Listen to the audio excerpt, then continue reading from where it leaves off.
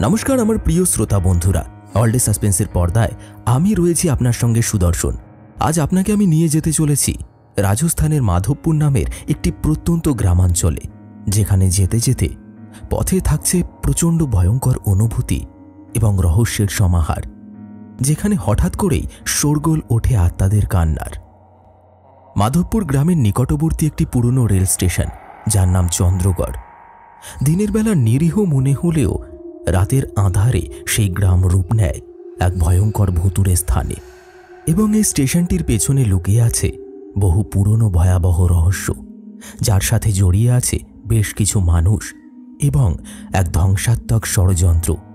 সাহসী যুবক অর্জুনের কৌতূহল এবং সাহসিকতার মাধ্যমে আমরা জানতে পারি সেই সত্যতা, যেটা চিরদিনের জন্য বদলে দিয়েছিল মাধবপুরের ইতিহাস। তাহলে বন্ধুরা, চলুন আমরা একসঙ্গে যাই সেই ভয়ঙ্কর রহস্যময় যাত্রায়। যদি আপনি ভৌতিক গল্প এবং রহস্য পছন্দ করেন, তাহলে গল্পটি শেষ পর্যন্ত শুনুন এবং আমাদের চ্যানেলটি সাবস্ক্রাইব করতে ভুলবেন না। তাহলে আর দেরি না করে চলুন ডুব দেওয়া যাক চন্দ্রগড় হল্টের রহস্যময় জগতে। শুরু হচ্ছে সুলেখক তন্ময় দেবনাথের কলমে বাদলা রাতের শেষ লোকায়।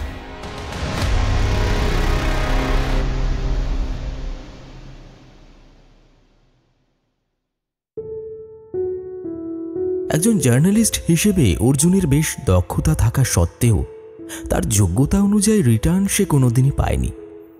অবশ্য এতে তার কোনো আফসোস নেই। ছোটবেলা থেকেই অর্জুনের মানসিকতাটা আর পাঁচটা বর্তমান সমাজের ছেলেদের তুলনায় একটু আলাদা। সে অল্পতে খুশি থাকতেই বেশি ভালোবাসে এবং আগামীতে বর্তমানে যেটুকু রয়েছে তার উপর নির্ভর করেই আরও ভালোভাবে কি করে চলা যায় সেই পরিকল্পনাতেই মত্ত থাকে। ব্যারাকপুরের একটা ছোট্ট ফ্ল্যাটে সে আর তার বিধবা মা একান্তই এক মধ্যবিত্ত পরিস্থিতির মধ্যে দিয়েই দিন যাপন করে চলেছিল। ইদানিং মায়ের শরীরটা খারাপ। ডাক্তারের চেম্বারে যাওয়া আসা করতে করতে বেশ ভালো পয়সা পকেট থেকে বেরিয়ে গেছে অর্জুনের। অবশ্য এটুকুই ভরসা যে অর্জুনের আগামী কয়েক মাসের মধ্যে প্রমোশন হতে চলেছে, আর সেই খবরটার আভাস সে তার বসের কাছ থেকে হাল ফিলেই অগ্রিম পেয়ে গেছে। সে বরাবরই অফিসে ভালো পারফর্ম করে আসছে, তবে তাকে আরও বেশি করে সক্রিয় হতে হবে নিজের কাজের প্রতি। অর্জুন অবশ্য কাজটাকে ভালোবেসেই করে। এই তো সেদিন অফিসে বসে খবরের কাগজটা নিয়ে চোখ বোলাতে বোলাতে হঠাৎ করেই একটা বিশেষ জায়গায় তার দৃষ্টিটা আটকে গেল। ব্যাপারটা মনোযোগ দিয়ে সে দেখছিল। এমন সময় তার কলিগ সুনির্মল বাবু এসে তাকে খবরের কাগজের ওই অংশটা পড়তে দেখে বললেন, বুঝলেন অর্জুন বাবু, বেশ আতঙ্ক ছড়িয়েছে গ্রামটায়। রাতের বেলা স্টেশন থেকে নাকি অদ্ভুত অদ্ভুত কিছুর আওয়াজ শুনতে পাওয়া যায়। অর্জুন বলল, ব্যাপারটা কি বলুন তো সুনির্মল বাবু? আরে, রাজস্থানের মাধবপুর নামে একটা ছোটোখাটো গ্রাম আছে। গ্রামটা এক কথায় বলতে গেলে তার শান্তি এবং সরলতার জন্যই পরিচিত ছিল। একটু দূরেই বিস্তীর্ণ মরুভূমি এবং বিরল সবুজায়ন। তবে সেখানকার মানুষ সাধারণত একটু আধটু কৃষিকাজ এবং পশুপালনের ওপরেই বেশিরভাগটা নির্ভর করে জীবিকা নির্বাহ করে আর কি। গ্রামের মানুষগুলো বড়ই সরল সাদাসিধে গো, কিন্তু ইদানিং কয়েক মাস হলো একটা ভয়াবহ ব্যাপার ঘটতে শুরু করেছে সেখানে। ওখানে চন্দ্রগড় নামে একটা ছোট্ট পরিত্যক্ত স্টেশন আছে। স্টেশনটি দীর্ঘদিন ধরে ব্যবহার করা হয় না। বর্তমানে বলতে গেলে সেটা ধ্বংসপ্রাপ্ত অবস্থায় পড়ে আছে। ওই স্টেশনেই নাকি রাত হলে নানান ধরনের আওয়াজ, উদ্ভট উদ্ভট মানুষের কোলাহলের শব্দ, বিভিন্ন যান্ত্রিক শব্দ ইত্যাদি শোনা যাচ্ছে। তার সঙ্গে নাকি ভুতুড়ে কাণ্ড কারখানা ঘটে চলেছে গ্রামটার মধ্যে কয়েকদিন যাবৎ। আরে, আমাদের অফিস থেকে তো জার্নালিস্ট মিস্টার ফটিকলাল সমাদ্দার ঘুরে এলেন ওই জায়গা থেকে। ভদ্রলোকের আসার পর মুখে কোনো কথাই নেই, শুধু ফ্যাল ফ্যাল করে চেয়ে থাকেন। বসের থেকে ছুটি নিয়েছেন সপ্তাহ খানেকের জন্য। ঘন ঘন নাকি জ্বর আসছে তার। এক রাতের বেশি টিকতে পারেননি তিনি ওই গ্রামে। খবরের কাগজে এই আর্টিকেলটা তো এখন ট্রেন্ডিংয়ে চলছে মশাই। সুনির্মল বাবুর মুখ থেকে এই কথাগুলো শোনার পর অর্জুন তার চেয়ারের পিছন দিকে সামান্য হেলে গিয়ে দু হাতের আঙুলগুলি একত্রিত করে এক বিচিত্র ভঙ্গিতে বসে এক গভীর চিন্তায় ডুব দিল। এবারে যদি তার ওই চিন্তার মধ্যে আমরা প্রবেশ করতে পারি, তাহলে অনায়াসেই বোঝা যায় ভাবছে সামনেই প্রমোশন, আর এটা হলো একটা দুর্দান্ত মৌকা যাতে করে বসকে আরও বেশি খুশি করা যায়। মাধবপুর গ্রামের রহস্য আমাকে যে করেই হোক সলভ করতেই হবে। এই মুহূর্তে এরকম একটা ট্রেন্ডিং টপিককে হাতছাড়া করা একেবারেই উচিত হবে না। সুনির্মল বাবু বললেন, আরে মশাই, কি এত ভাবছেন বলুন তো? একটু চমকে উঠে অর্জুন বলল, না না কিছু না, বসের সঙ্গে কিছু জরুরি কথা আছে। এই বলে অর্জুন চেয়ার ছেড়ে উঠল। সেই দিনই বসের সঙ্গে কথা বলে অর্জুন ঠিক করল যত শীঘ্রই সম্ভব সে মাধবপুর গ্রামের উদ্দেশ্যে পাড়ি দেবে, এবং তার পূর্ণ বিশ্বাস আছে সে ওই রহস্যের কিনারা ঠিক করতে পারবে। বস অর্জুনের উপর ভরসা করতেন, কারণ সে অফিসের অভিজ্ঞ এবং পুরাতন কর্মচারী। সে বিগত 5 বছর ধরে এই কাগজে কাজ করছে। বসের কাছ থেকে পারমিশন নিয়ে দুদিনের মধ্যেই সে সমস্ত কিছু গোছগাছ করে নিল এবং মায়ের দেখাশোনার জন্য পাশের পাড়ার পরিচিত রত্নামাসিকে রেখে গেল মায়ের কাছে। অর্জুনের মা খুব ভালোভাবেই জানেন যে সেই ছোটবেলা থেকেই সাহসী এবং কৌতূহলের স্বভাবটাই তার ছেলেকে অন্যদের থেকে আলাদা করে তুলেছিল। রহস্যের পোস্টমর্টেম করে তার পেছনের সত্য খুঁজে বের করাটা তার কাছে এক ধরনের নেশা ছিল বলা যেতে পারে। তার বাবা মা তাকে সবসময় সতর্ক করে দিত, অতিরিক্ত কৌতূহল তাকে বিপদে ফেলতে পারে। কিন্তু অর্জুন সেসব কথা খুব একটা কানে তোলেনি কখনো। মা বললেন, বাবা, অচেনা জায়গায় যাচ্ছিস, তাও তো আবার একা, সাবধানে থাকিস। বারণ করলে তো শুনবি না জানি। এখন এই বুড়ো বয়সে তোকে নিয়ে চিন্তাটা যেন ছোটবেলার থেকে আরও 10 গুণ বেড়ে গিয়েছে। সঙ্গে করে তো কাউকে নিয়েও যেতে পারতিস। মা তুমি চিন্তা করো না, আমার কিচ্ছু হবে না। আমি খুব তাড়াতাড়ি ওখানের কাজ মিটিয়ে আবার ফিরে আসব, তুমি দেখো। সঙ্গে করে কাউকে নিয়ে গেলে আমার কাজের ব্যাঘাত ঘটবে, তাতে সময় বেশি লাগতে পারে। তুমি সাবধানে থেকো কেমন? সময় মতো ওষুধগুলো খেয়ে নিও।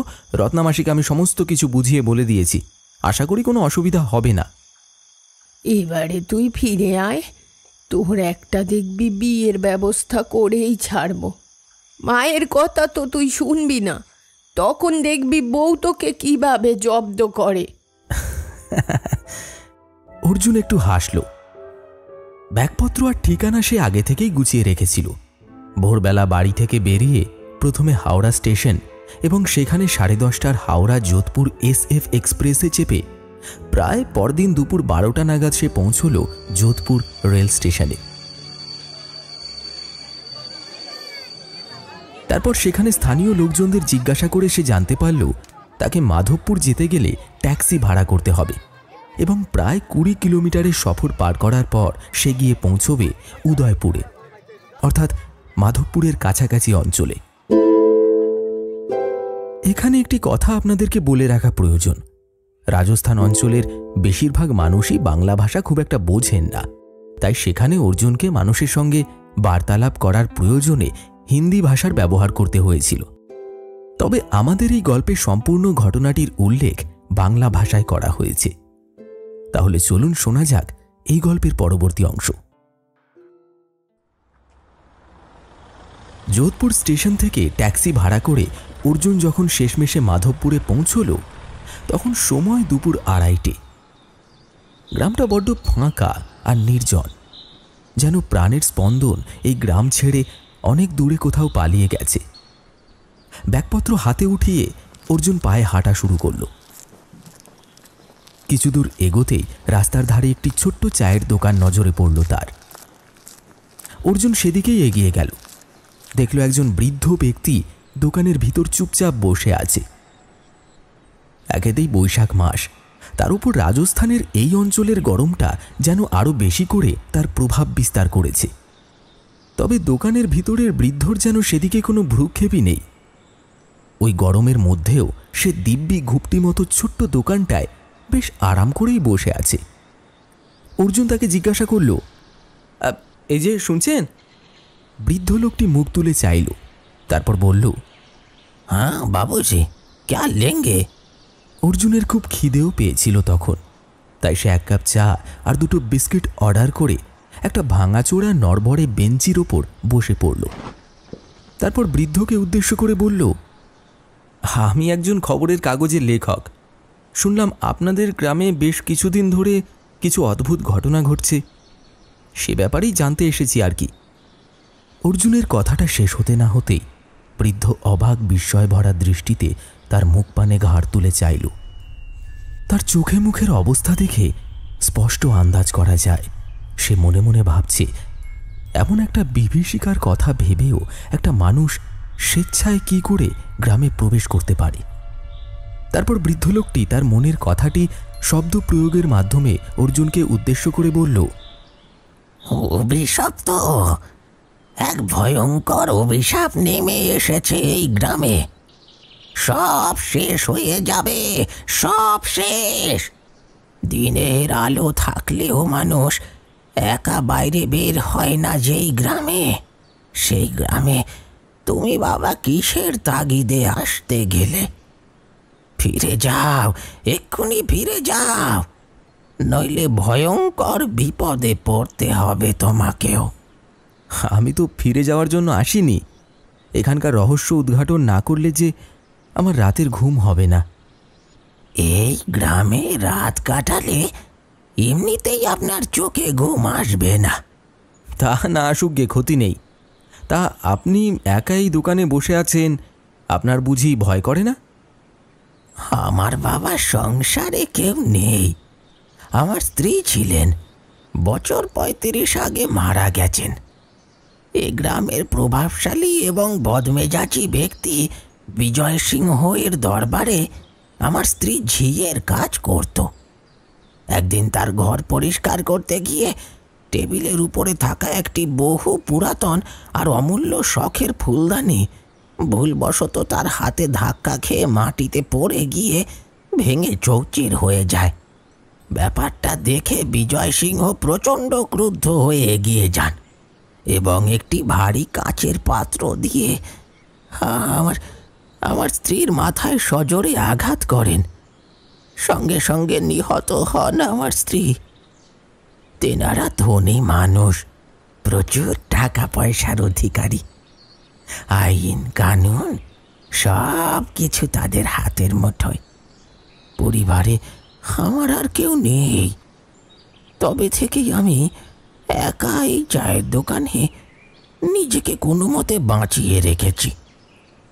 অর্জুন দেখল বৃদ্ধর চোখ দুটো চিকচিক করে উঠেছে, তার গলাটা বুজে আসছে। একটা গরম গরম চায়ের ভাঁড় অর্জুনের দিকে এগিয়ে দিল বৃদ্ধ লোকটি। চায়ের ভাঁড়টি হাতে নিয়ে জিজ্ঞাসা করল সে, তা এই বিজয় সিংহ লোকটা বুঝি ভারী নিষ্ঠুর? আচ্ছা, উনি কি বেঁচে আছেন আজও? বৃদ্ধ লোকটি একটা তাচ্ছিল্যের হাসি হাসল, তারপর বলল, বেঁচে আছেন আর পাপের ফল ভোগ করছেন। দুটো দিন থাকুন, এমনি বুঝতে পারবেন। তবে আমার মনে হয় এসব জানা বা বোঝার থেকে শ্রেয় আপনি এক্ষুনি এই গ্রাম ছেড়ে চলে যান। এখানে যে কেউ আসে না। কিছুদিন আগে আপনার মতোই আরও একজন এসেছিলেন। তাকে একটু দূরে ওই ভুতুরে রেল স্টেশন আর চন্দনগড় হল্টে অজ্ঞান অবস্থায় পড়ে থাকতে দেখেছিল এই অঞ্চলের কিছু মানুষ। তারপর তাকে কোনো রকমে সুস্থ করে বাড়ি পাঠিয়ে দেওয়া হয়েছে। আচ্ছা, আসলে এখানে কি ঘটছিল বা ঘটে চলেছে বলতে পারবেন?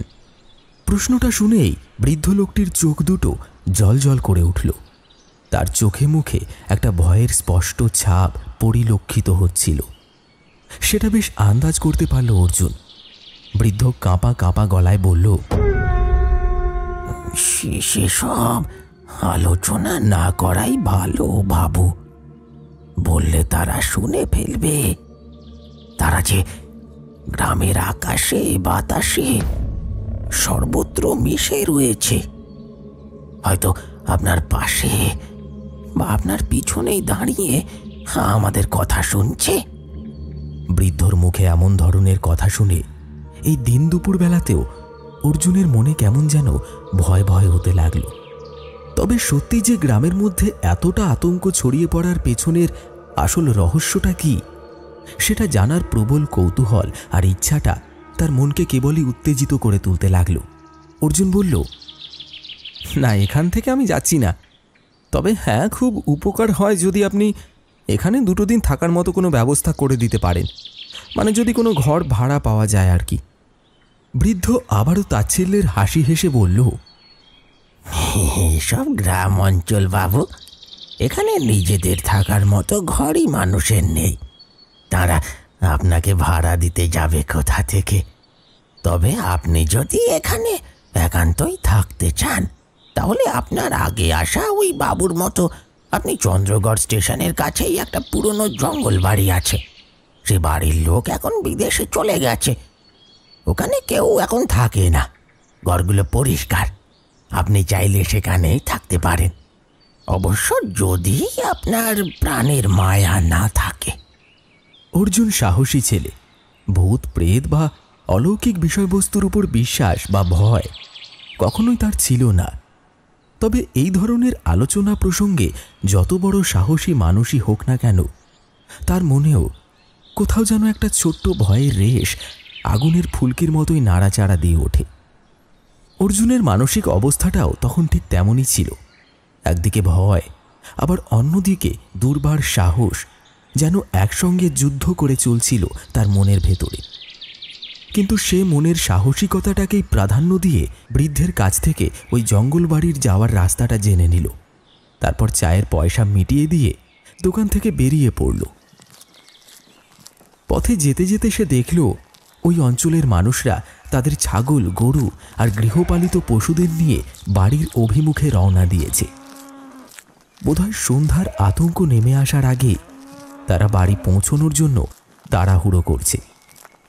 এবং পথে যেতে যেতে যে কজনের সাথেই তার দেখা হলো, তারা প্রত্যেকেই অর্জুনের মুখপানে এক অবাক বিস্ময় ভরা দৃষ্টিতে চেয়ে রইল। অবশ্য তার কারণটা অর্জুনের বুঝতে কোনো অসুবিধা হলো না, কিন্তু অর্জুন নিরুত্তর থাকে। কাউকে কোনো কিছু জিজ্ঞাসা না করে বৃদ্ধ ব্যক্তির কথা মতো পথ ধরে এগিয়ে চলে। তারপর একটা পরিত্যক্ত ভাঙাচোরা ধ্বংসস্তূপের মতো দাঁড়িয়ে থাকা রেল স্টেশনের সামনে এসে উপস্থিত হয় সে। অবশ্য সামনে বলাটা একেবারেই ভুল, কারণ অর্জুন যেখানে দাঁড়িয়েছিল স্টেশনটা সেখান থেকে একটু দূরে। তবে স্পষ্ট দেখা যায়, কারণ আশেপাশে গাছপালা বলতে ঘন জঙ্গল বলে কিছুই নেই। কয়েকটা কাঁটা ঝোপ ছোট বড় আকারে দাঁড়িয়ে যেন অর্জুনকে সতর্ক করে দিতে চাইছে। আর সেই ঝোপঝাড়ের ভেতরেই একটু দূরে একটি দোতলা পুরনো বাড়ি দাঁড়িয়ে আছে। তবে ওই বাড়িটির চেহারা মোটামুটি ভালো, সেটা বাইরে থেকে দেখেই অনুমান করা যায়। অর্জুন হাসি মুখে এগিয়ে গেল সেই দিকে।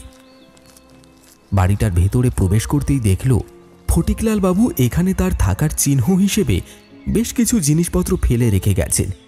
কিছু পরিচিত খাবারের প্যাকেট, জলের বোতল, একটা জ্যামের কৌটো যত্রতত্র ছড়িয়ে ছিটিয়ে পড়ে রয়েছে। কোনো রকমে ঘরটা পরিষ্কার করে অর্জুন নিজের থাকবার মতন একটা ব্যবস্থা করে ফেলল।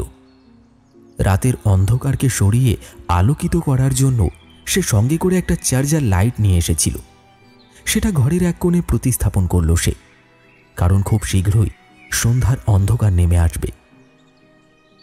অর্জুন পকেট থেকে মোবাইল ফোনটা বের করে দেখল এখানে নেটওয়ার্কের বড়ই সমস্যা। অগত্যা বাড়িতে যে ফোন করে মাকে জানিয়ে দেবে সে পৌঁছে গেছে, সেই উপায়টি আর নেই। কিছু শুকনো খাবার সঙ্গে করে নিয়ে এসেছিল অর্জুন। তার মধ্যে থেকে 4টি রুটি আর খেজুরের গুড় বের করে নিজের পেট পূরণ করল সে। ওদিকে ধীরে ধীরে সন্ধ্যের আঁধার ঘনিয়ে এসেছে। চারিদিকটা কেমন যেন থমথমে হয়ে গেছে ইতিমধ্যেই। অর্জুন ঠিক করেছিল অন্ধকার ঘনিয়ে আসার পরেই সে টর্চ লাইট নিয়ে একবার স্টেশনটি ঘুরে দেখবে। এসব কাজ রাতের বেলাতে করাই শ্রেয়। তবে সারাদিনে যা ধকল গেছে তাতে সে এখন ভীষণ ক্লান্ত। ব্যাগ থেকে ল্যাপটপটা বের করে একটু কাজ নিয়ে ঘাঁটাঘাঁটি করতেই তার চোখে ঘুম জড়িয়ে এলো। তারপর ল্যাপটপটাকে অন করা অবস্থাতেই রেখে সে যে কখন ঘুমিয়ে পড়ল সে নিজেও বুঝতে পারেনি। হঠাৎ একটা অদ্ভুত অনুভূতিতে তার ঘুমটা এক ঝটকায় ভেঙে গেল। চোখ মেলে দেখল ল্যাপটপের চার্জ শেষ হয়ে গিয়েছে। এখন সেটা বন্ধ হয়ে পড়ে আছে। ঘরটাও ঘুটঘুটে অন্ধকার। তার স্পষ্ট মনে আছে সে চার্জিং লাইটটাকে মৃদু জ্বালিয়ে রেখেছিল, অথচ তার অস্তিত্বটা এখন ঘরের ভেতর খুঁজে পাওয়া যাচ্ছে না। অর্জুন ভারী অবাক হলো। তারপর তার মনে পড়ল তার মাথার কাছেই সে আরেকটা টর্চ লাইট রেখে দিয়েছিল। অন্ধকার হাতড়ে সেই লাইটটা হাতের নাগালে পেয়ে গেল সে। তারপর সেটি জ্বালাতেই দেখল ঘরের ভেতরটা একেবারেই স্বাভাবিক। তবে হ্যাঁ, বাইরে ঘন ঘন আকাশে মেঘ ডাকছে, বোধহয় বৃষ্টি হতে পারে। হাত ঘড়িটার দিকে তাকাতেই সে দেখল রাত 11:30। সন্ধে 6টা থেকে সে এতটা সময় ঘুমিয়ে পার করে ফেলেছে ভাবতেই বেশ অবাক হলো। তারপর উঠে দাঁড়িয়ে একপাশে রাখা চার্জার লাইটটিকে পুনরায় অন করে দিল সে। তবে একটা ব্যাপার তার মনে খটকাটা রেখেই গেল। সে তো চার্জার লাইটটি অন করে রেখেই বসেছিল, তাহলে লাইটটি বন্ধ করল কে? কোনো মানুষ যদি বন্ধ না করে তাহলে তো ওটির একা একা বন্ধ হবার কোনো উপায় নেই, যদি না সেটির চার্জ শেষ হয়ে গিয়ে থাকে। আর এত তাড়াতাড়ি যন্ত্রটির চার্জ ফুরিয়ে যাওয়ার কথাও নয়। তাহলে কি কেউ তাকে ভয় দেখানোর জন্য বদমাইশি করে এমন কাজ করে চলে গেছে, নাকি সত্যি কোনো ভয়াবহ ব্যাপার রয়েছে এই অঞ্চলের আকাশে বাতাসে? এসব কথা ভাবতে ভাবতে হঠাৎ আকাশের মেঘটা জোরে জোরে গর্জে উঠল এবং তার সঙ্গে ছিটে ফোঁটা বৃষ্টি শুরু হয়ে গেল। অর্জুন ভাবছিল এখন গিয়ে একবার রেল লাইন এবং স্টেশনের আশপাশের চত্বরটা ঘুরে দেখে আসবে, কিন্তু বোধহয় বৃষ্টির কারণে সেটি আর সম্ভব হবে না। অর্জুন ল্যাপটপটাকে অন করার চেষ্টা করল, কিন্তু বুঝল সেটা চোখ বুজেছে। এখানে ইলেকট্রিসিটির কোনো ব্যবস্থা নেই, সুতরাং ওটাকে চালু করার প্রচেষ্টা ব্যর্থ। অর্জুন ল্যাপটপটা বন্ধ করে পুনরায় ব্যাগের মধ্যে চালান করে দিল। তারপর মোবাইল ফোনটা পকেট থেকে বের করে দেখল সেটাতে পর্যাপ্ত পরিমাণে চার্জ রয়েছে, তবে নেটওয়ার্ক না থাকার কারণে কারোর সঙ্গে যোগাযোগ করার ব্যাপারটা একেবারেই সম্ভব নয় এখন। অর্জুনের দেশ বিদেশে ঘুরতে বেশ ভালো লাগে। গতকালই যে সে তার নিজের ঘরের বিছানায় শুয়ে রাত কাটিয়েছিল এবং একদিনের মধ্যে সে তার দেশের বাড়ি এবং প্রিয় মাকে ছেড়ে এত দূরে একটা নির্জন পরিত্যক্ত বাড়িতে এসে একা একা বসে সময় কাটাচ্ছে, ব্যাপারটা ভাবতেই তার শরীরে যেন রোমাঞ্চ বয়ে যাচ্ছে অহরহ। এসব ব্যাপারে 7-5 ভাবতে ভাবতে হঠাৎ একটা ঘটনা ঘটল। অর্জুনের একটা অদ্ভুত অনুভূতি হলো, যেন তার কাঁধের উপর কোনো এক মহিলার লম্বা চুলের ছোঁয়া অনুভব করতে পারছে সে। কেউ যেন তার ঠিক পিছনে তার মাথার কাছে ঝুঁকে এসে তার দিকে তাকিয়ে আছে, এবং সেটি যে কোনো মহিলা তা তার চুলের গন্ধ এবং স্পর্শ অনুভব করে বেশ আন্দাজ করা যায়। এইবারে অর্জুনের যেন একটু ভয় ভয় করতে লাগলো। সমস্ত পৃথিবী যেন থমকে গেছে এক মুহূর্তে। সে তার শরীরের শিরায় শিরায় প্রবাহিত রক্তের স্রোত যেন ঝর্ণার জলের মতোই সশব্দে বয়ে চলার মতো অনুভব করতে পারছে। বেশ অনুভব করতে পারছে সে। সত্যি তার পিছনে কেউ রয়েছে। কপালটা যেন হালকা ঘেমে উঠল অর্জুনের। তবে ভয় পাওয়ার পাত্র সে নয়। টর্চটা হাতেই ছিল। মুহূর্তের মধ্যে তার সুইচটা টিপে পিছন দিকে ঘুরে তাকালো অর্জুন। তবে আশ্চর্যের বিষয়, তার মনের মধ্যে উদিত হওয়া সেই অনুভূতিগুলো এক নিমেষে মিথ্যা প্রমাণিত হয়ে গেল। ঘরের মধ্যে কেবল সে আর নিস্তব্ধতা ছাড়া কোনো কিছুর অস্তিত্ব নেই। এমন সময় বাইরে ঝমঝমিয়ে শুরু হলো বৃষ্টিপাত, তার সঙ্গে মুহুর্মুহু বিদ্যুতের ঝলক। পেরিয়ে গেল বেশ কিছুক্ষণ সময়। হঠাৎ করেই ঘরের মেঝেতে একটা অদ্ভুত খসখসে আওয়াজ শুনতে পেল অর্জুন, যেন ঘরের ভেতর নিঃশব্দে কেউ হাঁটা চলা করছে। ভাবল এটাও বোধহয় কিছুক্ষণ আগেই তার সঙ্গে ঘটে যাওয়া ওই ভৌতিক ব্যাপারটার মতোই মনের ভুল। হয়তো সে এরকম একটা পরিবেশের মধ্যে একা রয়েছে, এই অদ্ভুত বিষয়বস্তুগুলোর উপলব্ধি করতে পারছে। কিন্তু কিছুক্ষণ পরেই সেই খসখসে আওয়াজটা যেন ক্রমশই তার দিকে ধাবিত হতে লাগলো। অর্জুন নিজের শরীরে একটা আলতো করে চিমটি কেটে বোঝার চেষ্টা করল যে সে সজ্ঞানে আছে কিনা। তারপর সে নিজের মনে মনেই বলল, হ্যাঁ, আমি তো স্পষ্ট শুনতে পাচ্ছি আওয়াজটা।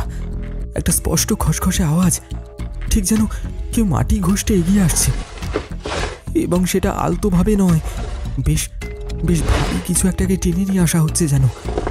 কাঁপা কাঁপা হাতে অর্জুন টর্চ লাইটটা বাগিয়ে ধরল সামনের দিকে। তারপর সুইচটা টিপতেই ঘরটা আলোয় ভরে উঠল। আর পর মুহূর্তেই সে নিজের চোখের সামনে যা দেখল সেটা দেখে তার চোখ বিস্ফারিত হয়ে যাওয়া ছাড়া, তার মনে আতঙ্কের ছাপ ফেলা ছাড়া, আর শরীরটা এক মুহূর্তের জন্য কেঁপে ওঠা ছাড়া আর কোনো পথ অবশিষ্ট রইল না। না, তার সামনে কোনো প্রেত বা ভূত অথবা মানুষ কোনোটাই নেই। সামনেটা সম্পূর্ণ ফাঁকা। তবে নিচে ভাঙাচোরা মেঝের উপর পড়ে রয়েছে লাল টকটকে রক্তের ছাপ, যেন কারোর পা রক্তে ভেসে গিয়েছে, এবং সেই রক্তাক্ত পা সারা ঘরময় হাঁটাহাঁটি করে চলেছে এতক্ষণ। ঘরের প্রতিটি জায়গায় দৃশ্যমান পায়ের ছাপগুলো অর্জুনের পাশ ঘেঁষে বেশ কয়েকবার চলে গিয়েছে। ব্যাপারটা দেখতেই তার শরীরটা যেন ঠান্ডা হয়ে গেল। এতটা ভুল সে দেখতে পারে না, অথবা কোনো মানুষের পক্ষে এই অন্ধকার ঘরে এইভাবে হেঁটে এত দ্রুত চলে যাওয়া সম্ভব নয়। কারণ সে একটু আগেই কারোর উপস্থিতি টের পেয়েছে এই ঘরের ভেতরে, আর এটুকু সময়ের মধ্যে কোনো মানুষের পক্ষে এরকম কাজ করে পালিয়ে যাওয়াটা একেবারেই অসম্ভব। এমন সময় হঠাৎ বাইরে বিদ্যুৎটা জোরালো বাজের শব্দের সাথে ঝলকে উঠল। বিদ্যুতের আলোর ঝলকানি সামনের খোলা জানালাটা দিয়ে প্রবেশ করল। বিদ্যুতের আলোটা এক মুহূর্তে ঘরটাকে ক্যামেরায় তোলা ছবির ফ্ল্যাশের মতোই আলোকিত করে পর মুহূর্তেই ডুব দিল অন্ধকারের সাগরে। এবারে সেই স্বল্প আলোতে অর্জুন স্পষ্ট দেখতে পেল একটি নারীর অবয়ব। সে জানালার বাইরে পুরনো লোহার গ্রিলটা ধরে দাঁড়িয়ে আছে, এবং দাঁড়িয়ে এক দৃষ্টে চেয়ে আছে অর্জুনের দিকে। অর্জুনের গলাটা শুকিয়ে এলো। কিছু বলার চেষ্টা করল সে, কিন্তু কিছু বলতে পারল না। কাঁপা কাঁপা হাতে টর্চ লাইটটা তুলে নিয়ে সেটার আলো নিক্ষেপ করল জানালার দিকে, আর এক মুহূর্তের জন্য সে একটি মেয়েকে স্পষ্টভাবে দেখতে পেল। তার চেহারাটা এক ঝলক দেখা মাত্রই অর্জুনের মনে হলো সে আর যেন ইহলোকে বেঁচে নেই। একটি 20-22 বছর বয়সী মেয়ে, তাকে সে স্পষ্ট দেখেছে, যার মুখের বিভিন্ন অংশ এবং মাথা ফেটে গিয়ে গল গল করে রক্ত ঝরে পড়ছে। বোধহয় কিছুক্ষণ আগে এই মেয়েটি ঘরের ভেতরে এতক্ষণ পায়চারি করছিল। তবে অবাক করা বিষয়টি হলো, কোনো মানুষ টর্চের আলো শরীরে পড়ার সাথে সাথে ওরকম বাতাসে মিলিয়ে যেতে পারে না। অর্জুনের মন বলল, সত্যি মৃত্যুর পরেও কিছুর একটা অস্তিত্ব তো এই জগতে অবশ্যই থেকে যায়, এবং সেটা বড়ই ভয়াবহ। অর্জুন পাথরের মতো স্থির হয়ে বসে রইল তার নিজের জায়গায়। তার বাকশক্তি যেন হারিয়ে গেছে। ওদিকে চার্চের লাইটটা আবার বন্ধ হয়ে গেছে কখন সেটা সে টের পায়নি। সে চুপচাপ ঠায় এক জায়গাতেই বসে রইল। বাইরের অবিরাম ধারায় বৃষ্টিটা ধীরে ধীরে একসময় তার শক্তি হারিয়ে ঝিরঝিরে বৃষ্টিতে পরিণত হল। অর্জুন বেশ করে খানিকটা জল খেয়ে নিয়ে ততক্ষণে কিছুটা ধাতস্থ হয়েছে। বাইরে প্রকৃতিতে উন্মাদের ন্যায় বয়ে চলা ঝড়ের মতোই তার মনের ভেতরেও কিছুক্ষণ আগেই বয়ে গেছে এক আশঙ্কা আর আতঙ্কের ঝড়। তবে সে এখানে এই রহস্যের সমাধানই তো করতে এসেছিল।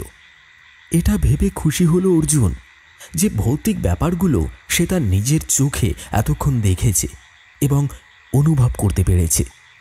অর্জুন নিজের মনে মনেই বলল, না না, আর দেরি করা চলবে না। এক্ষুনি আমাকে স্টেশনটায় গিয়ে একবার দেখতে হবে। স্টেশনের ব্যাপারে যা শুনেছি সেগুলো সত্যি না মিথ্যে যাচাই করতে হবে। আমার মন বলছে আমাকে কেউ কিছু জানাতে চাইছে, কিছু বলতে চাইছে। এর আগে কখনো আমার মনে এমন চিন্তা ভাবনা বা উপলব্ধি আসেনি। তবে আমি জানি মানুষের সাবকনশিয়াস মাইন্ড বলেও একটা ব্যাপার আছে, একটা মানসিক অবস্থা আছে, যেখানে বাস্তবের বাইরে অবাস্তব জগতের অনুভূতিগুলো লিপিবদ্ধ করা যায়। আমি যদি মিথ্যে না হই তাহলে অবশ্যই আজ রাতেই কিছু তো একটা ঘটবে। জীবনের প্রথমবার এতটা ভয় পাওয়া সত্ত্বেও অর্জুন তার লক্ষ্যকে ভ্রষ্ট হতে দিল না। টর্চ লাইটটা হাতে বাগিয়ে ধরে সিদ্ধান্ত নিল বাইরে বেরোনোর। ঠিক এমন সময় কতগুলো বিচিত্র শব্দ হাওয়ায় ভেসে এসে প্রবেশ করল অর্জুনের কর্ণগহ্বরে। ক্রমাগতই তার মনে হতে লাগল যেন দূর থেকে একটা মৃদু কোলাহল, কখনো চিৎকার, আবার কখনো বা সমবেত মানুষের কান্নার কণ্ঠস্বর ভেসে আসছে। এই শব্দ বোধহয় গ্রামবাসীরাও শুনতে পায়, আর বোধহয় সেই আতঙ্কই ছড়িয়ে পড়েছে চারিদিকে। তাহলে তো দেখছি খবরটা মিথ্যে নয়, একেবারে সত্য। অথচ এই সত্যটাকে যারা প্রত্যক্ষ অথবা কাছ থেকে অনুভব না করতে পারবে তারা কিছুতেই কোনোদিনও মানতে চাইবে না যে হ্যাঁ এমনটা হতে পারে। প্রথমটায় তো আমিও মানতে চাইনি। দূর থেকে ভেসে আসা শব্দগুলো এক নাগাড়ে হয়েই চলেছে। সেই আওয়াজের মধ্যে মিশে রয়েছে কত রকম মানুষের কণ্ঠস্বর তা বলে বোঝানো সম্ভব নয়। যেন একসঙ্গে আবাল বৃদ্ধ বনিতা সকলেই কোনো এক ভয়ঙ্কর বিপদের সম্মুখীন হয়ে মরণ আর্তনাদ করে ছটফট করে চলেছে। অর্জুন সামনে এগোবে কি এগোবে না ভাবছে, এমন সময় হঠাৎ বাতাসের ভেতর থেকে একটা কণ্ঠস্বর ভেসে এলো। কেউ যেন ফিসফিস করে তার কানে বলে গেল, আপনিও বুঝি ভয় পেলেন? অর্জুনের সর্বাঙ্গ যেন কাঁটা দিয়ে উঠল। এই অন্ধকার রাতে বাতাসে ফিসফিস করে কে কথা বলে? অর্জুন বেশ বুঝতে পারছে সে অলৌকিকের দুনিয়ায় ঝাঁপ দিয়ে ফেলেছে। এখন এই দুনিয়া ছেড়ে বাস্তবে ফিরে যাওয়ার কোনো মানে হয় না, বা সেটা করার কোনো ইচ্ছাও তার নেই। সে পালাবার পাত্র নয়, আর চেষ্টাও করল না। চিৎকার করে অর্জুন বলল, কে আপনি? কেন খামোখা আমাকে ভয় দেখাচ্ছেন? যদি সাহস থাকে তাহলে সামনে আসুন। কিন্তু অর্জুনের প্রশ্নের কোনো প্রত্যুত্তর পাওয়া গেল না। চারিদিক হঠাৎ করে আবার নিস্তব্ধ হয়ে গিয়েছে। সেই করুণ আর্তনাদের শব্দ কোথায় যেন হারিয়ে গেছে। অর্জুনের মনে হলো সে যেন বোকার মতোই নিজে নিজে কথা বলছে। আর এক মুহূর্ত দেরি করা চলবে না। অর্জুন টর্চ লাইটটা জ্বালিয়ে বাড়িটার বাইরে বেরিয়ে এলো। দূরে অন্ধকারের মধ্যে দাঁড়িয়ে থাকা রেল স্টেশনটা দেখে মনে হচ্ছে যেন একটা প্রকাণ্ড দানব নিশ্চিন্তে ঘুমিয়ে রাত্রি যাপন করছে। অর্জুনের ভয় যে করছিল না এমনটা নয়, তবুও সে দুরু দুরু বুকে সাহস সঞ্চয় করে সামনের দিকে এগিয়ে চলল। পথ চলতে চলতে তার এক সময় হঠাৎ মনে হলো তার শরীরটা যেন বড্ড আলগা হয়ে গেছে। এবারে সে যেন তার নিজের ইচ্ছায় নয়, কেউ তাকে নিজের সঙ্গে করে নিয়ে টানতে টানতে এগিয়ে চলেছে ওই পরিত্যক্ত স্টেশনটার দিকে। মোহচ্ছন্ন অবস্থাতে অর্জুন প্রায় দৌড়তে দৌড়তে স্টেশন চত্বরে এসে উপস্থিত হয়। এই রাতের অন্ধকারে স্টেশনটি যেন আরো ভয়ঙ্কর রূপ ধারণ করে অর্জুনের সামনে দাঁড়িয়ে রয়েছে। তখনও ঝিরঝির করে বৃষ্টি পড়েই চলেছে। মাঝে মধ্যেই আকাশে জমে থাকা পুঞ্জীভূত মেঘের আড়াল থেকে বিদ্যুতের চমক সামান্য সময়ের জন্য স্বল্প আলোকিত করে তুলছে পরিত্যক্ত স্টেশন চত্বরটিকে। এই গ্রীষ্মের দাবদাহের মাঝেও বাতাসে এক অদ্ভুত শীতলতা বিরাজ করছে। স্টেশনের পুরনো বিল্ডিং, ভাঙাচোরা প্ল্যাটফর্ম এবং জংধরা রেললাইনগুলো যেন সেই ভয়ঙ্কর পরিবেশকে আরও ভয়ঙ্কর করে তুলতে সাহায্য করছে। একবার এদিক ওদিক ফিরে চাইল অর্জুন, তারপর বেশ অবাক হয়েই দেখল একটু দূরেই স্টেশন মাস্টারের কেবিনের আলোটা জ্বলছে। জানালার ফাঁক দিয়ে দেখে বোঝা যাচ্ছে ভেতরে আলো জ্বলছে ঠিকই, কিন্তু কোনো মানুষের অস্তিত্ব সেখানে নেই।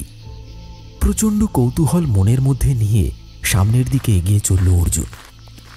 স্টেশন মাস্টারের কেবিনের বাইরের পুরনো ঝরঝরে কাঠের দরজাটিতে আলতোভাবে ধাক্কা দিতেই দরজাটি খুলে গেল। ভেতরে প্রবেশ করল অর্জুন। ঘরের মধ্যে টিমটিম করে একটা বাল্ব জ্বলছে, তবে এখানে ইলেকট্রিসিটি যোগান দেওয়া হচ্ছে কোথা থেকে সেটা কিছুতেই বুঝে উঠতে পারল না সে। ঝুলন্ত বাল্বটার নিচে একটা কাঠের টেবিল, এবং সেই টেবিলের ওপর অগোছালোভাবে পড়ে রয়েছে না জানি কত বছরের পুরনো কিছু কাগজপত্র। অর্জুন ঘরে ঢুকতেই টেবিলের ওপর থেকে কতগুলো ইঁদুর দৌড়ে বিভ্রান্তের মতো এদিক ওদিক ছুটে পালালো। অর্জুন এগিয়ে গিয়ে টেবিলের উপরের কাগজপত্রগুলোকে নাড়াচাড়া করে দেখতে লাগলো। কাগজগুলো ঘাঁটতে ঘাঁটতে হঠাৎ ঘরের ভেতর একটা ঠান্ডা বাতাস এসে কিছু কাগজপত্র টেবিল থেকে উড়িয়ে নিয়ে মেঝের উপর গিয়ে ফেলল। আর ঠিক তখনই অর্জুনের চোখের সামনে টেবিলের উপর একটা পুরনো খবরের কাগজ দৃশ্যমান হলো।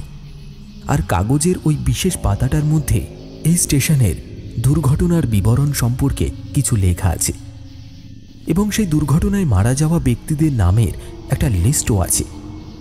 তবে সেই লেখা এখন প্রায় মুছে গেছে, অথচ তার মধ্যে থেকেই একটি নাম আজও অক্ষত অবস্থায় লিপিবদ্ধ রয়েছে। অর্জুনের চোখটা ওই নামের উপর গিয়ে আটকে গেল। নামটা ছিল অদিতি।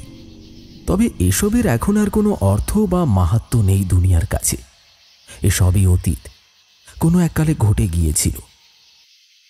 একটা দীর্ঘ নিঃশ্বাস ফেলে কেবিন থেকে বাইরে বেরোনোর জন্য পা বাড়ালো অর্জুন। আর সঙ্গে সঙ্গে সামনে একটা দৃশ্য দেখে থমকে দাঁড়িয়ে পড়ল সে। কেবিন থেকে বেরোনোর পথে দরজা আগলে দাঁড়িয়ে রয়েছে একটি বছর 20 বয়সী মেয়ে।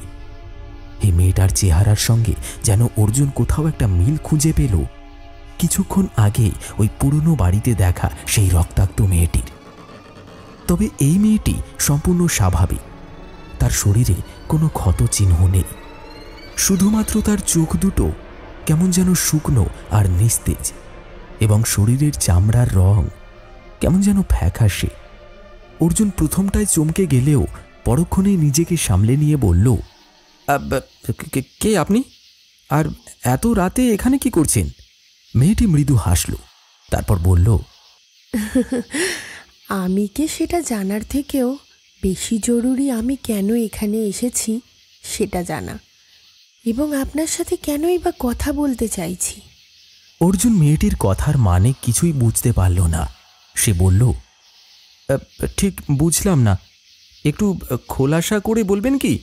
মেয়েটি বলল, আমি জানি আপনি এই জায়গার ইতিহাস সম্পর্কে জানতে এসেছেন।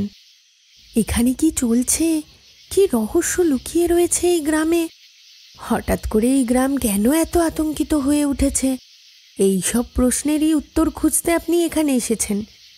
কি ঠিক তো?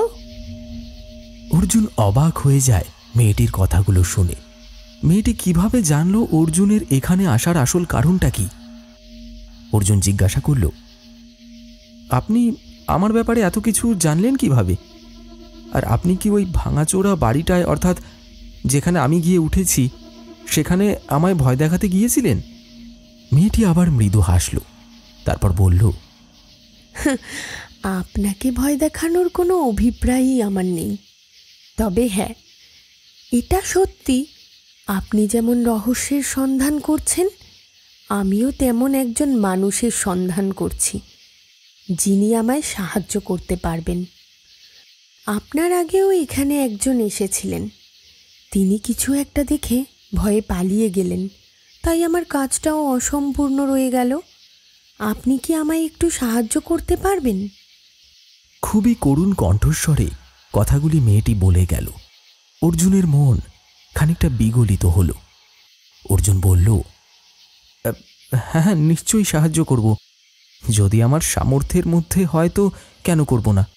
মেয়েটি বলল, আপনি যে কারণে এখানে এসেছেন, অর্থাৎ আপনাকে আমি এই অঞ্চলের ইতিহাস সম্পর্কে সঠিক তথ্য দেব। আপনি শুধু কিছুক্ষণ চুপটি করে বসুন এবং আমার কথাগুলো মন দিয়ে শুনুন। অর্জুন কেমন যেন সম্মোহিত হয়ে ঘাড় নাড়ল। তারপর তার কাছেই পড়ে থাকা একটা নড়বড়ে চেয়ার টেনে নিয়ে সে বসে পড়ল। মেয়েটি কেবিনের ভেতরে প্রবেশ করল, তারপর অর্জুনের থেকে খানিকটা তফাতে দাঁড়ালো। এরপরে মেয়েটি যা বলে চলল তার সারমর্ম খানিকটা এই। আজ থেকে বছর 30 আগে এই গ্রামে বিজয় সিংহ নামে একজন বড় ব্যবসায়ী ছিলেন। সে সময় এই অঞ্চলে তার দাপটে কেউ কোনো কথা বলতে পারত না। যেমন টাকা পয়সা, তেমনি পলিটিক্যাল পাওয়ার, সমস্ত কিছুই ছিল তার হাতের মুঠোয়। টাকা আর ক্ষমতার অহংকার তার মধ্যে একটি জানোয়ারের সত্তাকে তিলে তিলে বড় করে তুলেছিল। মানুষকে মানুষ বলে মনে করত না সে।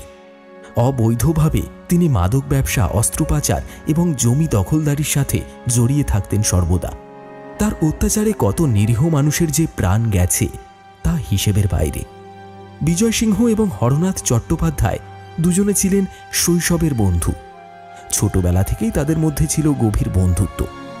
সময় পরিবর্তনের সঙ্গে সঙ্গে হরনাথ চট্টোপাধ্যায় মুম্বাইতে চাকরির সূত্রে চলে যান, আর বিজয় সিংহ তার গ্রামেই রয়ে যান। এমন একটা সময় আসে যখন বিজয় সিংহের ব্যবসার জন্য একজন ভালো অ্যাকাউন্টেন্টের প্রয়োজন হয়, যে তার সমস্ত হিসাব নিকাশ ঠিকঠাক করতে পারবে অথবা ঠিক করে দেবে। এর পেছনে একটা বড় কারণও ছিল অবশ্য। তা হলো তার বাড়িতে কিছুদিন আগেই ইনকাম ট্যাক্স ডিপার্টমেন্ট থেকে রেড পড়েছিল এবং তারা বিজয় সিংহের পিছনে এক প্রকার লেগে গেছে বলা চলে। অন্যদিকে একদিন জমির কিছু কাজের সংক্রান্তে হরনাথ চট্টোপাধ্যায় তার পুরো পরিবার নিয়ে গ্রামে ফিরে আসেন। অনেকদিন পর গ্রামে ফিরে আসায় পুরনো বন্ধুত্ব আবারও জাগ্রত হয়। অথচ হরনাথ জানতেন না যে বিজয় সিংহের ব্যবসা আসলে অবৈধ কার্যক্রমে পরিপূর্ণ। বিজয় সিংহ আইনকে এড়িয়ে কালো ব্যবসা করতেন, কিন্তু এই কথাটা তিনি হরনাথকে কখনো বলেননি। হরনাথকে একদিন বিজয় সিংহ অনুরোধ করলেন যে তার মেয়েকে কিছুদিনের জন্য গ্রামের মধ্যে থেকে তার ব্যবসার হিসেবটা যদি একটু দেখে গুছিয়ে দিয়ে যায় তাহলে তার ভারী উপকার হয়। আসলে হরনাথ চ্যাটার্জির মেয়ে পড়াশোনায় খুব ভালো ছিল এবং তার সাবজেক্টটাও ছিল অ্যাকাউন্টেন্ট, কিন্তু মেয়েটি প্রথম দিকটায় কিছুটা দ্বিধাবোধ করলেও বাবার কথায় সম্মতি দেয় অবশেষে এবং বিজয় সিংহের ব্যবসার হিসাব রাখতে শুরু করে। কিন্তু কিছুদিনের মধ্যেই মেয়েটি বুঝতে পারে যে বিজয় সিংহের ব্যবসা আসলে অবৈধ। তিনি অন্যায়ভাবে তার পারিবারিক ব্যবসার পেছনে বিভিন্ন কালো কাজ করে বেড়াচ্ছেন এবং ব্যাপারটা বোধগম্য হতেই মেয়েটি সিদ্ধান্ত নেয় যে সে আইনকে সমস্ত কিছু প্রমাণসহ জানাবে। ওদিকে ততদিনে হরনাথ চ্যাটার্জি মুম্বাই ফিরে গেছেন। মেয়েটি গ্রামে তখন সম্পূর্ণ একা। বন্ধুর ভরসায় হরনাথ চ্যাটার্জি তার মেয়েকে রেখে গিয়েছিল। এমনই একদিন রাতের বেলা মেয়েটির সঙ্গে বিজয় সিংহের কথা কাটাকাটি হয় তার ব্যবসা সংক্রান্ত বিষয় নিয়ে, এবং রাগের বশে বিজয় সিংহ রাত করেই হরনাথ চ্যাটার্জির মেয়েকে বাড়ি থেকে বের করে দেয়। প্রচণ্ড ক্ষোভ আর অভিমান নিয়ে বেরিয়ে আসে মেয়েটি এবং সেই রাতেই শেষ লোকাল ট্রেন ধরে মুম্বাই ফিরে যাওয়ার সিদ্ধান্ত নেয় সে। তবে সেবার তার আর মুম্বাই ফিরে যাওয়া হয়নি। শেষ লোকাল ট্রেনটি ফেরার পথে স্টেশন থেকে 5 কিলোমিটার দূরে গিয়ে গুরুতরভাবে অ্যাক্সিডেন্ট হয়ে যায় এবং ট্রেনটি সম্পূর্ণ উল্টে যায়, যে কারণে অনেক যাত্রী তৎক্ষণাৎ নিহত হন, যার মধ্যে ছিল হরনাথ চট্টোপাধ্যায়ের মেয়েও। তবে হরনাথ চট্টোপাধ্যায় শুধু জানতেন যে বিজয় সিংহের সঙ্গে ঝগড়া করে তার মেয়ে বাড়ি থেকে বেরিয়েছিল এবং পথে অ্যাক্সিডেন্টে তার মেয়ে মারা গেছে, কিন্তু এর পিছনে যে আরও বড় একটা ষড়যন্ত্র লুকিয়ে আছে সেটা হরনাথ চট্টোপাধ্যায় আজও জানেন না। এইটুকু কাহিনী বলে মেয়েটি থামল। অর্জুন এক মনে অবাক নেত্রে মেয়েটির দিকে চেয়ে তার বলা কথাগুলি শুনে যাচ্ছিল। মেয়েটি বলেই চলল, নিজের অবৈধ ব্যবসাকে বাঁচাতে বিজয় সিংহ এক ভয়াবহ পরিকল্পনা করে। সে জানত এই স্টেশন দিয়ে বহু পণ্যবাহী ট্রেন চলাচল করে এবং সেই ট্রেনগুলির মধ্যে কিছু ট্রেনে সরকারি নজরদারিও থাকত। সে পরিকল্পনা করল একটি বড় দুর্ঘটনা ঘটিয়ে সরকারি নজরদারি থেকে মুক্তি পেতে এবং সরকারের সহানুভূতি ও ক্ষতিপূরণ আদায় করতে। সেই পরিকল্পনা মাফিক সে তার আসল ব্যবসার কিছু পণ্য সেই শেষ লোকাল ট্রেনে চাপিয়ে দেয় এবং ইচ্ছে করেই ট্রেন ছাড়বার আগে স্টেশন থেকে 5 কিলোমিটার দূরে রেল লাইনটা ভেঙে রাখেন। ওই স্টেশন থেকে ট্রেনটি ভোর 3টের সময় ছাড়ত। প্রচুর মানুষ ওই ট্রেনটি ধরে তাদের কর্মক্ষেত্রে পাড়ি দিতেন এবং তার সঙ্গে অনেক পণ্য দেশ বিদেশে নিয়ে যাওয়ার জন্য এই ভোরের ট্রেনটিকে ব্যবহার করা হতো। কিন্তু সেই দিন বিজয় সিংহের ওই কুপরিকল্পনার কারণে শেষ হয়ে গিয়েছিল শত শত নিরীহ প্রাণ। এইটুকু বলে মেয়েটি থামল। অর্জুন বলল, আপনি এই ঘটনার ব্যাপারে এতটা পুঙ্খানুপুঙ্খভাবে জানলেন কি করে? এই ঘটনা তো এর আগে আমি কারোর কাছেই শুনিনি। মেয়েটি এতক্ষণ বেশ দুঃখের সাথে কথাগুলো বলছিল, কিন্তু হঠাৎ সে পাগলের মতো অট্ট হাসি করতে লাগলো। অর্জুন আরো অবাক হয়ে যায়। তারপর মেয়েটি হাসি থামিয়ে বলে,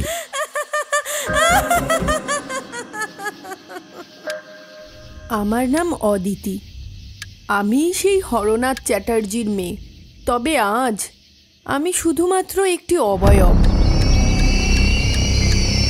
কথাটা শোনা মাত্রই অর্জুনের পা যেন মাটি কামড়ে ধরল। বিন্দু মাত্র নড়বার ক্ষমতা তার মধ্যে আর অবশিষ্ট রইল না। কাঁপা কাঁপা গলায় সে বলল, তবে আপনি আমার সামনে কি করে দাঁড়িয়ে আছে? আমার সঙ্গে কিভাবে কথা বলছেন?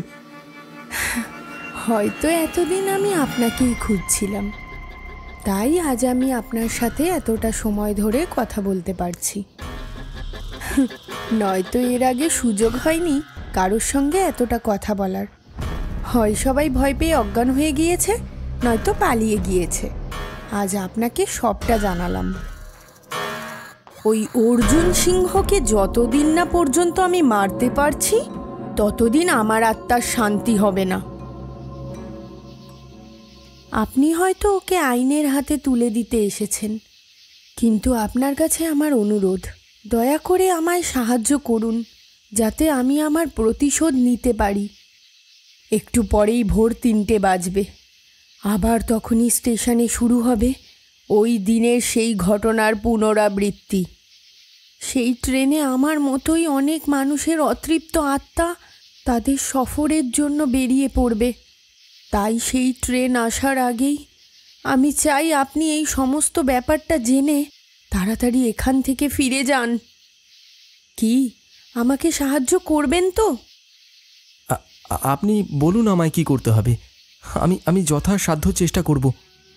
বিজয় সিংহ ওই দিনের ঘটনার পর বিগত 30 বছর ধরে দেশের বাইরে ছিল, যাতে তাকে কেউ কোনোভাবে সন্দেহ না করতে পারে।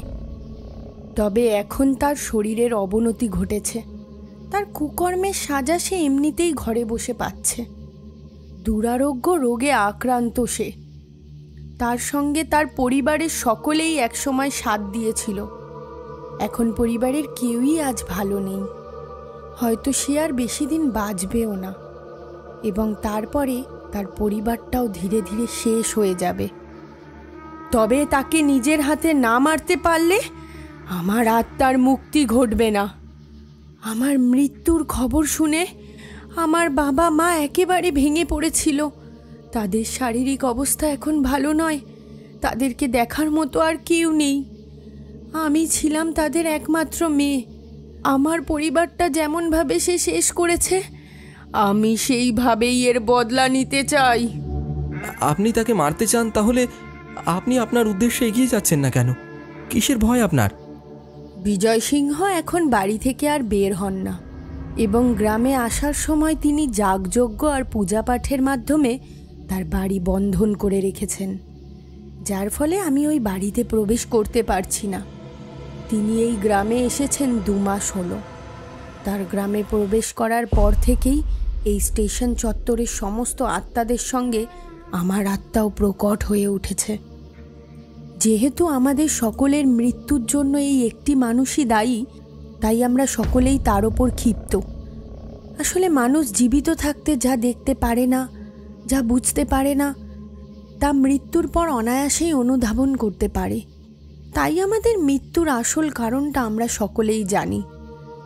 আপনার কাছে আমার একান্ত অনুরোধ, আপনি অনুগ্রহ করে গ্রামে প্রবেশ করে ওনার বাড়িতে গিয়ে ওনার বাড়ির দরজার সামনে বেঁধে রাখা লাল শালুর কাপড়টা খুলে দূরে কোথাও নিয়ে গিয়ে ফেলে দেবেন।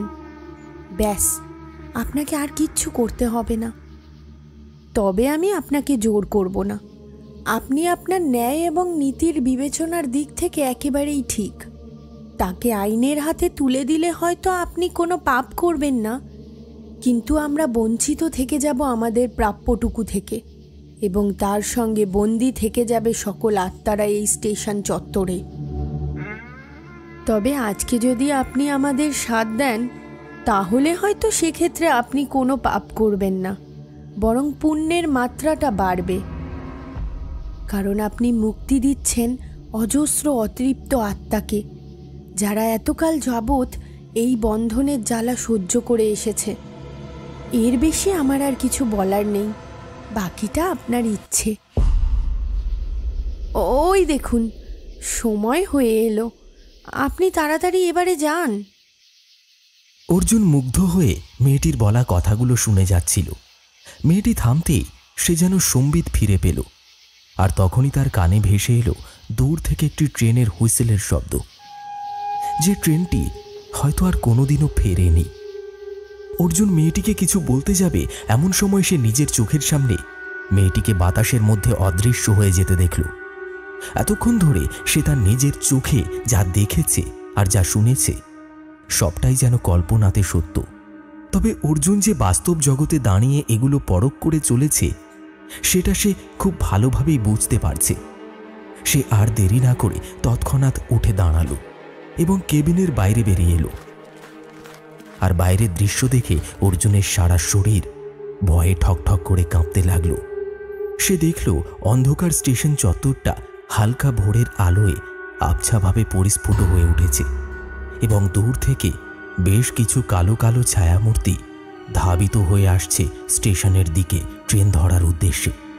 এবং একটি ট্রেন যেন ধোঁয়ার ভেতর থেকে ক্রমশই স্পষ্ট থেকে স্পষ্টতর হয়ে এগিয়ে আসছে। প্রত্যেক মুহূর্তে স্টেশনটি যেন ব্যস্ত এবং সচল ধারায় পরিবর্তিত হতে শুরু করেছে।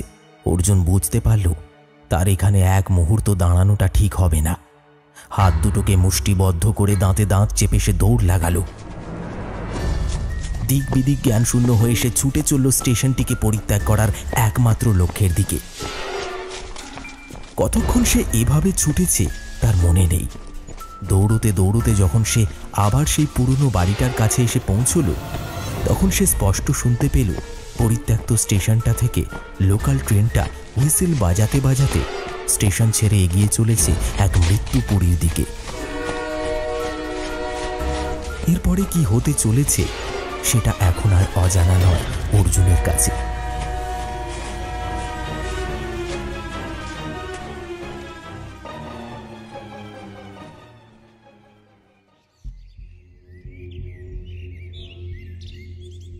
ভোরের আলো ফুটে উঠছে। আবছা অন্ধকার থাকতে থাকতেই তাকে কাজটা সেরে ফেলতে হবে। চুপচাপ সে রওনা দিল গ্রামের অভিমুখে। পথে দেখা হয়ে গেল সেই চা দোকানের সাথে। তাকে সুস্থ এবং স্বাভাবিক অবস্থায় দেখে চা দোকানের বৃদ্ধ তখন একেবারে অবাক। তবে অর্জুনের কাছে আর বেশি সময় নেই। অর্জুন ঝটপট বিজয় সিংহের বাড়ি যাওয়ার পথটা জেনে নিয়ে সেদিকে ছুট লাগালো। অবশেষে সে পৌঁছে গেল এক বিশাল আকারের আলিশান বাংলোর সামনে এবং সেখানে পৌঁছতেই তার চোখ গিয়ে পড়ল সামনের ফটকের প্রকাণ্ড লোহার দরজাটার উপর। সেই দরজার একপাশে একটি লোহার কড়ার সঙ্গে লাল শালুর কাপড়ে কিছু একটা বেঁধে রাখা রয়েছে। চারপাশে সন্তর্পণে নজর ঘুরিয়ে নিয়ে অর্জুন নিঃশব্দে এগিয়ে গিয়ে সেই কাপড়টি কড়া থেকে খুলে নিজের পকেটে ভরে নিল। তারপর সোজা পাড়ি দিল সেই পরিত্যক্ত জঙ্গল বাড়িটার উদ্দেশ্যে, যেখানে তার জিনিসপত্রগুলি রাখা রয়েছে। তখন ভোরের আলো ফুটে উঠেছে। অর্জুন তার ব্যাগপত্র গুছিয়ে নিয়ে বাড়ি যাবার উদ্দেশ্যে বেরিয়ে পড়ল। পথে আসতে গিয়ে গ্রামের ভেতর থেকে একটা শোরগোল ভেসে এলো তার কানে। সেই শোরগোলের শব্দকে লক্ষ্য করে সে এসে পৌঁছল আবার বিজয় সিংহের প্রকাণ্ড বাড়িটার সামনে। বেশ কিছু মানুষের ভিড় জমেছে। মানুষ বলাবলি করছে বিজয় সিংহের ছেলে নাকি তার নিজের মাকে কুয়োর মধ্যে ধাক্কা দিয়ে ফেলে হত্যা করেছে এবং নিজে গলায় ফাঁস লাগিয়ে আত্মহত্যা করেছে। আর ঠিক সেই সময় বিজয় সিংহকে কেউ যেন হত্যা করে এখান থেকে পালিয়ে গেছে। বিজয় সিংহের দেহটা ঘরে বিছানার উপর এক ভয়ঙ্কর পরিস্থিতিতে উদ্ধার করা হয়েছে।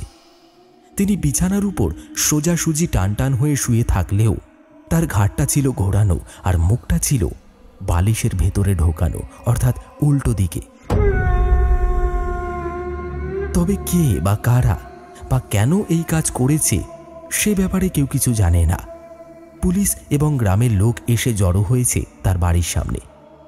হয়তো এক্ষুনি অর্জুনের বাড়ি যাওয়াটা আর সম্ভব হবে না, কারণ তার এই গ্রামে আসার পরেই এই ঘটনা ঘটেছে। তাই হয়তো আইনকে কিছু প্রশ্নের উত্তর দিতে কটা দিন তাকে এখানেই থাকতে হবে।